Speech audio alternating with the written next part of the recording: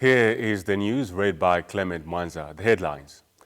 5 people have been arrested for masquerading as Drug Enforcement Commission, Zambia Revenue Authority, and Zambia Information and Communication Technology Authority officers. Musician David Piri, aka Dave Zambia, has been buried at Leopards Hill Memorial Park in Lusaka. A quick adaptation has enabled Ethiopian Airlines weather through coronavirus restrictions and saved the airline. Cameroonian midfielder Marcel Womba-Kepdep has been arrested in Mauritius. And now the news in detail. 5 people have been arrested for masquerading as Drug Enforcement Commission, Zambia Revenue Authority, and Zambia Information and Communication Technology Authority officers. The masqueraders are Donna Chimase, 26, Leon Ngoma, 25, Kalata Chanda, 26, Nicholas Mwansa, 25, and 26-year-old Jimmy Sichimba. They were arrested at Lusaka's Carousel shopping mall, where they had gone to demand money from a Chinese national and proprietor of a named shop by purporting that they were officers from the DEC, ZRA, and ZICTA. Teresa Katongo, the Drug Enforcement Commission spokesperson, has confirmed the arrest to Loyola News in Lusaka. We have in Lusaka province arrested 5 people for impersonation of DEC, Zambia Revenue Authority, and Zambia Information and Communication Technology officers. The suspects have been identified as Donald Chimase, Lyson Ngoma, Kalata Chanda, Mwansa Nicholas, and 26-year-old Jimmy Ashley Sichimba. The 5 were picked from Carousel Shopping Mall, where they had gone to demand for money from a Chinese national and proprietor of a named shop by purporting that they were officers from DEC, ZRA, and ZICTA. Initially, these suspects had extorted 30,000 kwacha from the same shop owner and had taken with them 2 laptops, a CCTV server, and control unit. We wish to advise members of the public to always request or demand for an identification card whenever they are approached by any person purporting to be a law enforcement officer. Otherwise, they risk being duped by these unscrupulous people. Zambia has reduced spending towards projects as a strategic move aimed at restoring debt sustainability. The move has been in place since March, when Zambia recorded its first coronavirus cases. Walangandu, the finance minister, says up to $1.3 billion has been saved. Dr. Ngandu was speaking when he made a presentation to Eurobond creditors. The move is aimed at reducing Zambia's indebtedness and overcome debt distress. But the International Monetary Fund has maintained that preconditions must be met for Zambia's request for financial assistance to be okayed. The first condition is an effective implementation of upfront actions by Zambia, while the other is the design and implementation of an effective debt strategy. Zambia is facing economic stress as a result of the coronavirus pandemic, resulting in the elevation of the public debt to GDP ratio.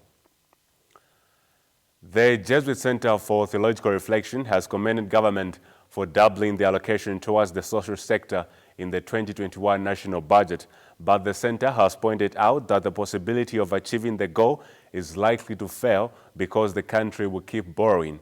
Chama Mundia, the JCDR Social and Economic Development Program Manager, says Zambia will keep shackling itself in debt at a time when it is struggling to meet its expenditure commitment. Ms. Mundia adds that the amount of money the country will be spending on debt repayment is almost double of what government will be spending on education, health, and social protection combined. Worse off, when you look at our budget, 41% of it is going toward debt repayments. So when we talk about our country struggling with debt, I think some people would argue to say, why are people so concerned talking about debt? Because we've had all this infrastructure. And I think over time and time again, we have emphasized that as the JCTR, as civil society calling for more effective debt management, we're not against borrowing per se, but it's about how you're using it and whether you have the capability to pay back. That debt sustainability issue still comes back. So if 41% of your budget is going toward debt repayments, and then in the same budget you're planning to borrow $2 billion more, it becomes very questionable in terms of how sustainable your plans are in terms of really achieving what you've set out. Loyola News has discovered that few people are donating blood for fear that they may contract the coronavirus. The danger is that reserves may dwindle unless more donors give blood. A visit at the Zambia National Blood Transfusion Services at Zambia's highest referral hospital, the University Teaching Hospital, showed that the blood bank needs more donors. More details in the following report. Blood is a fluid that is constantly circulating, providing the body with nutrition, oxygen, and waste removal. Without blood, the human body cannot function. Blood may sometimes be scarce to find, especially for patients who need it. It can be an accident victim and those with conditions such as severe anemia and leukemia, because blood transfusions are highly recommended in order to have constant supply of blood to the body. The University Teaching Hospitals houses the Zambia National Blood Transfusion Services. This center collects and supplies blood to all hospitals across the country. But the National Blood Transfusion Services Center has faced difficulties during this COVID-19 pandemic. It has seen reduced donors of blood because people think that by donating blood, they could contract the coronavirus. However, the Zambia National Blood Transfusion Services has assured blood donors that it has put in place necessary measures to safeguard would-be donors from contracting the COVID-19. We are now restricted in terms of how we access our donors. As you know, for countries like Zambia, most of the blood donors are in schools. Access to the schools is restricted. The number of students who are attending classes is also restricted. So in short, there's a barrier that has been created between us and our normal source of blood donors. Workplaces, it's the same. Farms, it's the same. So it's really brought about specific challenges. The demand hasn't changed. It's still the same. But the supply are sort of facing specific challenges with COVID. The issue of social distancing, for example. Not all hope is lost. There was a period where we experienced a lot of accidents and, a lot of people wanted blood. So I just gave myself, okay, let me just donate. Even if I'm not going to donate to someone who is part of my family, but one day I'll save a life. It is always emphasized that everyone must get to know their blood type, as it is essential in accessing blood in the event of an emergency. About 50% of Zambians are group O positive, 20% are group B, and 20% group A, and about 10% group AB. Donors are encouraged to visit the National Blood Bank and donate blood. You may just save a life. Mokasibuku, Loyola News, Lusaka.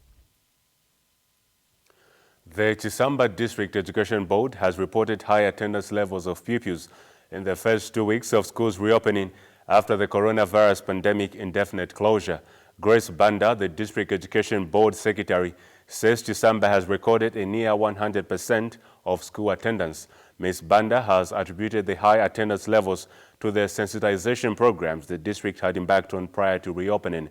She told Loyola News that the district has not recorded any cases of pupils not returning to school due to pregnancies or marriages. For Chisamba district, I think we are moving in the right direction because on the first day of opening, we had a good number of learners returning back to school, which is a good sign because we saw them coming in face masks. So we are happy that they've been sensitized, the information they have gotten it correctly, and even in the schools, they have broken them down into sessions because the enrollments are large. So we cannot have like 90 learners in one class. So these classes have been broken into smaller units where more sessions have been created. And they're able to sit like one per desk because the sessions have become many. More of these learners have come back to school. We've not heard of any learners that have gotten married or fallen pregnant during this COVID-19 recess. We take a break, and still to come, the Electoral Commission of Zambia counsels a meeting with political parties. Talented young musician David Piri described as a loss to the Zambian music industry. These and many others do not go away.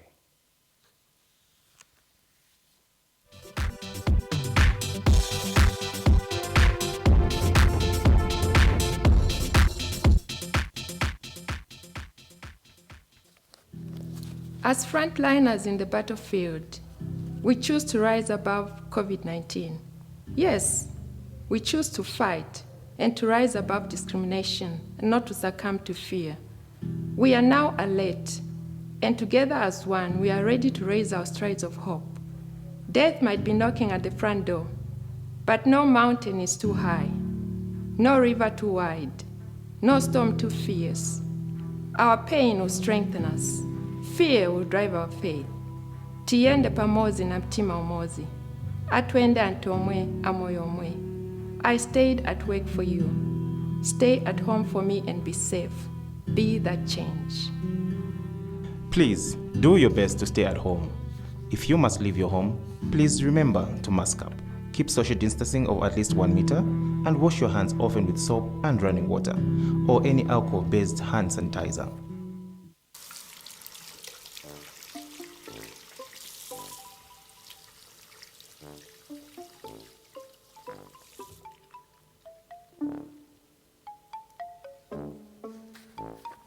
Habib, where do you think you're going? Stay out of my way. I'm going to play football with my friends, and there's nothing you can... Silence! You think this is funny, eh? You can get the deadly coronavirus. The gorilla virus? No, the coronavirus. Do you know what will happen when you do? Do you? Huh? What will happen? You will bring the coronavirus home and then infect everyone. Mommy will be sick, no more jollof rice. Huh? Daddy will be sick, no more going out to see movies. Oh no! Not the movies, no! Even worse, the government will come and take Mommy and Daddy away. You're just making it up. No, I'm not. Yes, you are. See for yourself.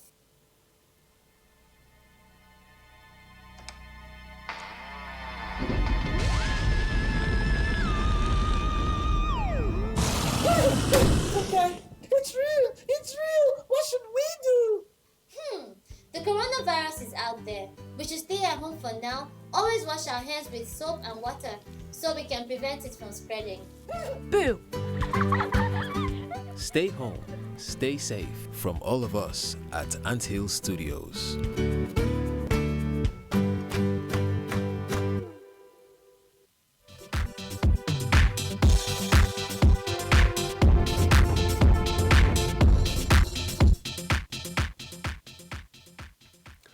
The Electoral Commission of Zambia has cancelled a meeting with political parties because the matters to be discussed are currently before the courts of law. The meeting was due to take place at Lusaka's Mulungushi International Conference Center. Sylvia Walia, the Electoral Commission of Zambia Acting Public Relations Manager, says going ahead with the meeting would be discussing matters before the courts of law. Opposition UPND has applied for leave in the Lusaka High Court to commence judicial review proceedings against the ECZ's decision to commence online voter registration without authority of law and further to give a 30-day cut-off time for the said registration. And the youth activist group has expressed disappointment with the High Court's decision to dismiss their case on the basis that a similar matter is before the courts of law. Muleta Kapatiso, a human rights defender, says the case they wanted to take before the courts is different from that of the UPND.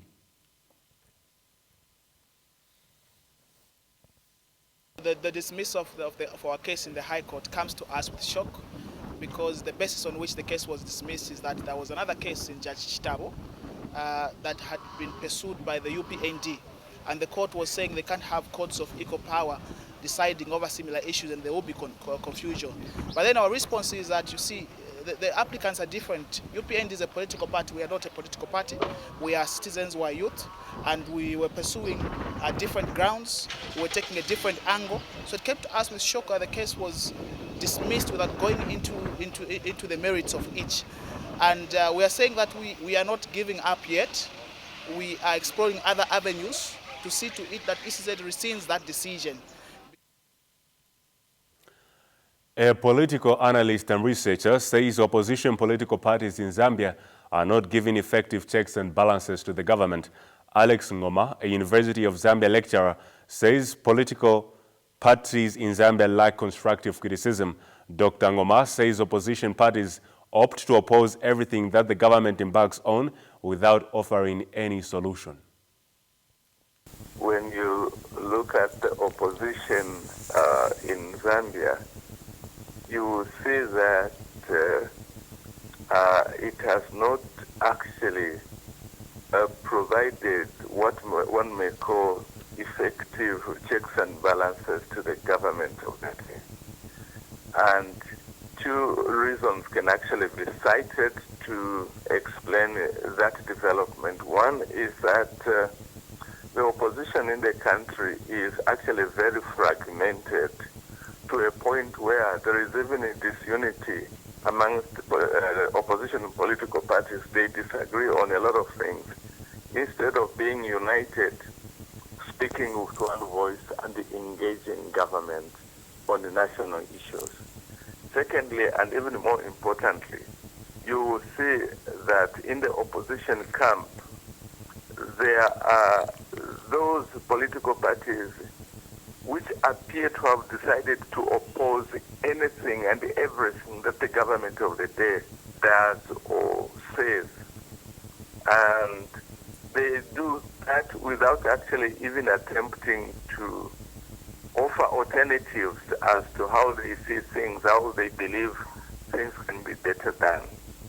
So the inclination to offer criticisms without alternatives is what has undermined the political opposition in our country. Most farmers in Loyola province have taken to cassava growing as a lucrative cash crop. This follows the setting up of offices in the province by Sunbed Bioenergy Africa, Zambia Breweries and other companies. The companies have joined the cassava value chain, thereby igniting interest among farmers to grow more cassava for sale. Charles Mushota, the permanent secretary, says the cassava crop is now receiving the same level of attention as maize. About 10,000 hectares of cassava anchor farm has been set up in Kawamba district alone by Sunbed Bioenergy Africa.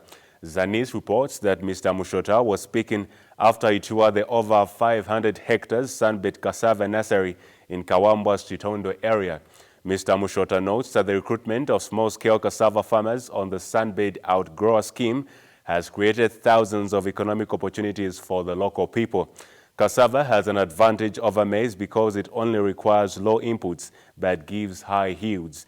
A single hectare cassava field is able to give a farmer a yield of up to 20 tons of the tubers. Musician David Piri, aka Dave Zambia, has been buried at Lusaka's Leopards Hill Memorial Park. The death of Dave has been described by many music lovers as a big blow to Zambian music. The young, talented musician met his fate in a road traffic accident on the Chirundu-Kafue Road at Red Point area as he was returning to Lusaka. He lost control of the motor vehicle, went off-road and overturned, after which the motor vehicle caught fire. 4 other passengers died. Here is a report. People from all walks of life gathered at the Lusaka Playhouse to celebrate the life of 25-year-old singer David Piri III, popularly known as Dave Zambia. The musician who was driving was severely burnt in a road traffic accident. 3 passengers also died in the accident, while 1 other person, despite having had survived with serious injuries, later died at a hospital. Dave has left an impact on many lives in Zambia because despite his music being hits of all times, videos of him being abused by 2 women surfaced a day after his death. That has become a matter of police interest, but Dave has been celebrated as a fine musician with the best vocals. I'm into gospel music, but Dave's music, I don't know, I don't love songs they like, but to him it was different. I just had the touch. Maybe it's because of his vocal, but he just impacted. I can't really explain. Davey was such a young soul, and it's not easy losing a young person. He was so talented. He was part of the Zambian future music. A send-off ceremony at the Lusaka Playhouse was characterized by stage performances from various artists. The send-off was at times characterized by confusion, mostly from fans and other groups that came by. The Association of Musicians in Zambia is mourning but happy that people from all walks of life have come together to celebrate Dave's life. Tivo Shikapwasha is the Zambia Association of Musicians president. Life. I think one of the things that Dave managed to do in terms of achievements, as you can see by the outcome here, is he was able to penetrate people's hearts. There's nothing more effective than an artist that can be able to penetrate people's hearts. Because, you know, art is a form of expression. And if people can relate with what your expression is, then, you know, you as an artist is incredible. And that's in itself, you know, is a huge achievement that Dave was able to do. Above and beyond, he's left a huge legacy over a very short amount of time. Dave will go down as one of the greats. You know, tragically so, because a lot of us had a lot of hope for what the future looked like. Dave has been buried today at Lepers Hill Memorial Park. He may be gone, but his music lives on. Mokasibuku, Loyola News, Lusaka. When you say that do, baby boy, I am the one for you. Indeed, he may be gone, but his music lives on. May the souls of the departed rest in peace. We take another break, and still to come, the World Health Organization to investigate allegations that aid workers tackling the Ebola outbreak in the Democratic Republic of Congo sexually abused and exploited women. President Donald Trump and his challenger Joe Biden have fiercely clashed in one of the most chaotic and rancorous White House debates in years. These and many other stories, stay tuned.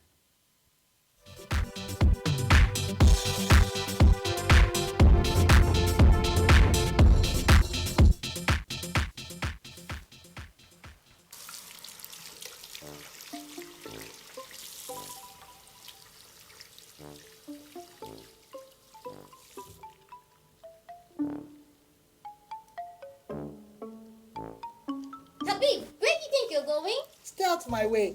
I'm going to play football with my friends, and there's nothing you can't. Silence! You think this is funny, eh? You can get the deadly coronavirus. The gorilla virus? No, the coronavirus. Do you know what will happen when you do? Do you? Huh? What will happen? You will bring the coronavirus home and then infect everyone.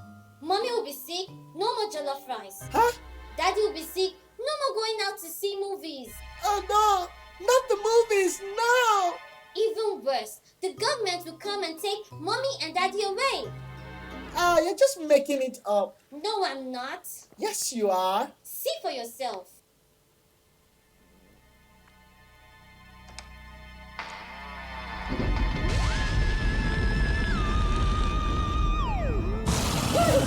Okay, it's real! It's real! What should we do?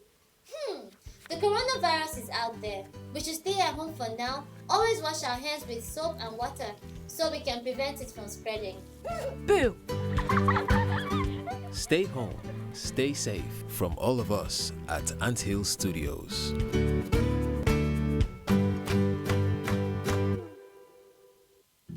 Every day, the death toll rises and hope decreases. Zambia, what should we do? Lysol spray has become perfume. Hand sanitizer has become hand lotion. The news has become the gospel. Everyone scrambles to find the cure, but the cure is within us, ourselves as Zambians. We need to stand up and fight this coronavirus so that Zambia is coronavirus free. You stay home for me, and I'll stay at work for you. This is my Zambia, your Zambia, and our Zambia. It will only take you and me to stand up and fight this coronavirus. For this is the price and promise of citizenship. For love should lead, and love is everything. May God bless Zambia and the rest of the world. Please do your best to stay at home. If you must leave your home, please remember to mask up. Keep social distancing of at least 1 meter and wash your hands often with soap and running water or any alcohol-based hand sanitizer. Loyola News is available for sponsorship.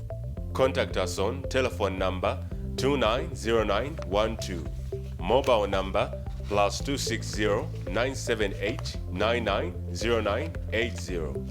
Email us on loyolanewsroom@gmail.com or visit our offices on 6 Green Lane, Kablonga, Lusaka.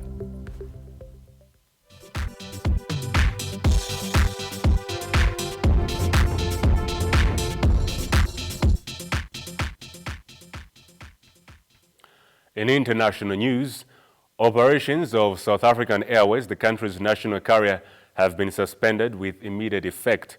Business Day news site reports that this means the airline will complete repatriation flights that have already been scheduled but will not schedule any further flights. Administrators say they were putting the struggling state-owned carrier under care and maintenance until funding for a restructuring plan was found. The airline was put in bankruptcy protection in December after heavy financial losses in the past few years, which have been exacerbated by the COVID-19 pandemic. The government has not come up with more than 10.5 billion rand, about $621 million, to support a restructuring plan outlined by administrators in June. Meanwhile, quick adaptation has enabled Ethiopian Airlines weather through coronavirus restrictions and save the airline. Despite losing $1 billion and 850 of its employees contracting coronavirus, the company reported a profit of $44 million for the first half of the year and has not defaulted on its loan repayments. Chief Executive Officer Tewode Gebremariam has told the AFP news agency that the company has also avoided laying off full-time employees or requested a restructuring of its dates. The airline, which is the largest in Africa, responded to a 90% drop on international passenger traffic by repurposing 45 passenger jets in order to build out its cargo fleet. Ethiopian Airlines stripped off the seats from its passenger planes to make way for cargo. This worked for the airline as demand for air freight surged during the period. The World Health Organization has pledged to investigate allegations that aid workers tackling the Ebola outbreak in the Democratic Republic of Congo sexually abused and exploited women. The WHO and other aid agency staff were accused by 50 women in a joint investigation by 2 news agencies. Local women were allegedly plied with drinks, ambushed in hospitals, forced to have sex, and 2 became pregnant. The allegations cover the period between 2018 and March this year. The New Humanitarian News Agency and the Thomson Reuters Foundation have carried out an almost year-long investigation. The WHO said the allegations would be robustly investigated. More than 2,000 people died in the Ebola outbreak in the DR Congo. The WHO, which spearheaded global efforts to curb the spread of the outbreak, declared it over in June this year. The UN aid agencies have previously promised zero tolerance of sexual abuse following similar allegations against some of their staff in other countries. Uganda and Tanzania signed an agreement to build what they say will be the world's longest heated oil pipeline. A $3.5 billion project will run from southwestern Uganda to Dar es Salaam. Ugandan authorities say those affected will be compensated, but rights groups worry that few details have been announced. Environmental activists warn the oil project, run by French company Total and Chinese company CNOOC, also puts Uganda's nature reserves and ecosystems at risk. The Voice of America reports from Bulisa, Uganda. Ugandan farmer Margaret Kagole says she is still fighting for compensation for land that was taken a decade ago for tapping the country's oil wealth. Kagole was given a payout that she says was not enough, so she is still fighting for over $16,000. Meanwhile, some of her remaining land stands to be taken to build the East African crude oil pipeline, the largest in the region, stretching to Tanzania. Even this one, I'm not sure that maybe they will come and pay. Now 2 years. So for us as rural people, what do we do? Presidents Yoweri Museveni and John Magufuli in September signed a deal to build the pipeline, which will cross from southwestern Uganda to Tanzania's port of Tanga. The oil project will be run by French company Total and Chinese company CNOOC. It is not yet clear when construction of the nearly 1,500-kilometer or 900-mile line will begin, but it is expected to take up to 3 years to finish and to displace thousands of people. Few details have been released on the payout, and Ugandan activists worry the oil project could damage Lake Albert and nature reserves. How are these wells going to impact on the fishing? Because there are spillovers that happen. And when you look at the environmental social impact assessment, it shows you the depth where they pick the oil from, and then they bring it close to the lake. So our point was that why do you have to put a well close to the lake. Can't you use another method? The Petroleum Authority of Uganda says all locals will be compensated for acquired land before the project begins and at rates determined by land authorities. The Petroleum Authority of Uganda maintains that land has been carefully selected for the refinery and pipeline to ensure nature is protected. When they're acquiring land, either for a pipeline or the central processing facility, there is provision for a buffer zone. So if we have acquired, let's say, a 30-meter corridor, the pipeline is not going to fill all that corridor. That corridor that's being acquired provides for the pipeline itself and then a buffer on each and every side. Ugandans here are becoming used to seeing their homes swallowed by seasonal flooding and lakeside erosion. Some, like Kagole, have added oil development to the list of threats to their land. Hanima Athmani for VOA News, Bulisa District, Uganda. The COVID-19 death toll has climbed to more than 1 million people worldwide. And because of a recent surge of infections in many countries, including Europe and the United States, more coronavirus deaths are expected in the coming months. But there are also signs that death rates are dropping and people who contract the virus now are faring better than those infected early on. The Voice of America has more. Although coronavirus deaths continue to climb, experts say there are signs the death rates are falling in some places. The U.S. Centers for Disease Control and Prevention says death certificates show the percentage of deaths due to pneumonia, influenza, or COVID-19 was 6.6% in the week ending on September 19, down from nearly 10% the week before. In Britain, research showed a death rate of 1.5% in August, compared to a rate of more than 6% during the pandemic's peak in April. Martin Landry, professor of medicine at Oxford University, says medical workers also know more about how to treat patients, including with the use of steroids called dexamethasone. We now know that for those patients on ventilators, you can reduce mortality by a third with a simple, inexpensive, widely available treatment. We didn't know that, we do now. We also know that remdesivir reduces hospital stay, but we don't yet know still whether that actually improves survival. And keeping people out of hospital or reducing their stay in hospital is important, but it's not the key factor. The key factor is, can we save lives? Landry is a lead investigator of Britain's National Clinical Trial Recovery, which is testing existing drugs in large-scale studies to determine their effectiveness. Hydroxychloroquine, despite all its previous hype and advocacy and so on, does not work in patients in hospital. We know that lopinavir, ritonavir, so an HIV treatment, widely recommended, widely used, that also doesn't work.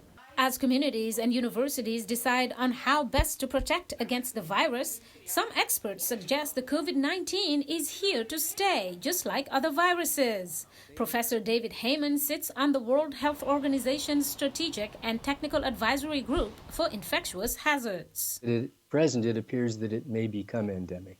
And if so, then we need to learn to live with this virus as we learned to live with HIV, as we've learned to live with other infectious diseases, most of which have come from the animal kingdom into humans at some time in the past. Former U.S. Food and Drug Administration's Jesse Goodman is now chief scientist at Georgetown University. We are going to have an ongoing challenge with COVID. The good news is we know ways to reduce the impact. We know now that social distancing can work. We know now that wearing masks can reduce both the risk to others and the risk to yourself. And we need really consistent public health messaging around this and engagement. He says that will keep the economies going and avoid going in and out of lockdowns. Mariama Diallo, VOA News. President Donald Trump and his challenger Joe Biden have fiercely clashed in one of the most chaotic and rancorous White House debates in years. Amid angry shouting and name-calling, the two fought over the pandemic, white supremacy, and the economy during the 90-minute forum in Cleveland, Ohio. Mr. Biden called the president a clown and told him to shut up. Mr. Trump brought up drug use by his rival's son. Opinion polls suggest Mr. Biden has a steady single-digit lead over Mr. Trump. But with 35 days until election day, surveys from several important states show a closer contest. Polls also suggest 1 in 10 Americans have yet to make up their mind who to vote for. But analysts said Tuesday night's debate, the first of 3, probably would not make much difference in the election. In one of the most talked about exchanges of the night, the president was asked by the moderator if he was prepared to condemn white supremacists. He initially said he would, but when he was asked to denounce the far-right Proud Boys group by name, he sidestepped. Abdemola Ibrahim was only 16 when a stray bullet pierced his left leg, shattering his bones and forcing doctors to amputate it above the knee. But the Syrian man, now 24 years old, who lives in the city of Al-Bab near Aleppo, said his outlook on life changed after getting fitted with a prosthetic. This inspired him to get certified as a physiotherapist specialized in prosthetics.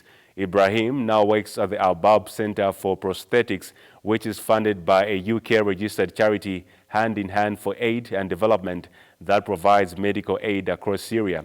He designs and develops the prosthetics, drawing on his experience from wearing them. He also provides physiotherapy and pep talks to other amputees who visit the center. According to the United Nations, over 1.5 million Syrians are now living with permanent impairments caused by the conflict, including 86,000 who have lost limbs. The recently married Ibrahim said his dream now is to continue his education abroad to gain more knowledge to help others who have lost their limbs. In sports news, Cameroonian midfielder Marcel Womba-Kepdep has been arrested in Mauritius after he tried to illegally obtain a Mauritian passport. The 27-year-old has been playing for Mauritian side Roche Boy Bolton City and was hoping to travel to Europe with the documents. Kepdep remains in police custody after his provisional indictment in court. One major advantage enjoyed by Mauritian passport holders can travel visa-free to the Sejan region in Europe for tourism and business purposes for a period of up to 90 days. Mauritius Central Criminal Investigation Division is investigating a network trying to sell Mauritian passports to foreigners, including African footballers playing in the country. Following the arrest of 3 people in Port Louis as part of a police crackdown, the authorities examined computer files and seized fake passports. Among the documents were some that feature photos of Marcel Womba-Kepdep, but under a different name. Following his arrest, the Cameroonian confessed he had approached this network to obtain a Mauritian passport before heading to Europe. Football in Mauritius has been suspended due to the global COVID-19 pandemic, meaning that many players' contracts will not be renewed as teams are having struggled to pay them.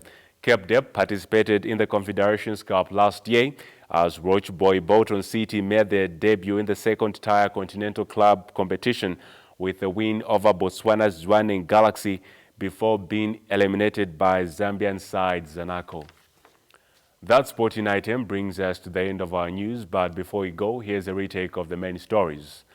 5 people have been arrested for masquerading as Drug Enforcement Commission, Zambia Revenue Authority, and Zambia Information and Communication Technology Authority officers.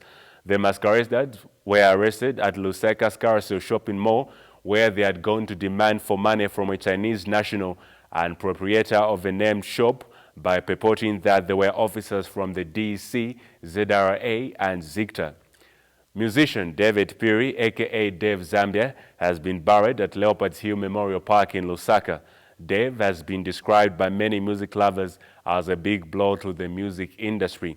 The young, talented musician met his fate in a road traffic accident on the Kirundu Kafue Road at Red Point area as he was returning to Lusaka.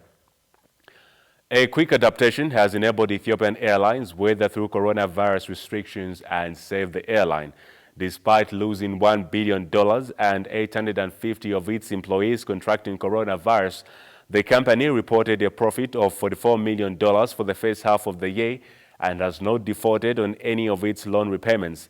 The company has also avoided laying off full-time employees or requested a restructuring of its dates. Cameroonian midfielder Marcel Womba-Kepdep has been arrested in Mauritius after he tried to illegally obtain a Mauritian passport. The 27-year-old Kepdep participated in the Confederation Cup last year as Roche Boy Bolton City made their debut in the second-tier continental club competition with a win over Botswana's Zhuangning Galaxy before being eliminated by Zambian side Zanaco. That ends the news. On behalf of the entire news and production crew, my name is Clement Mwanza. Good night and God bless.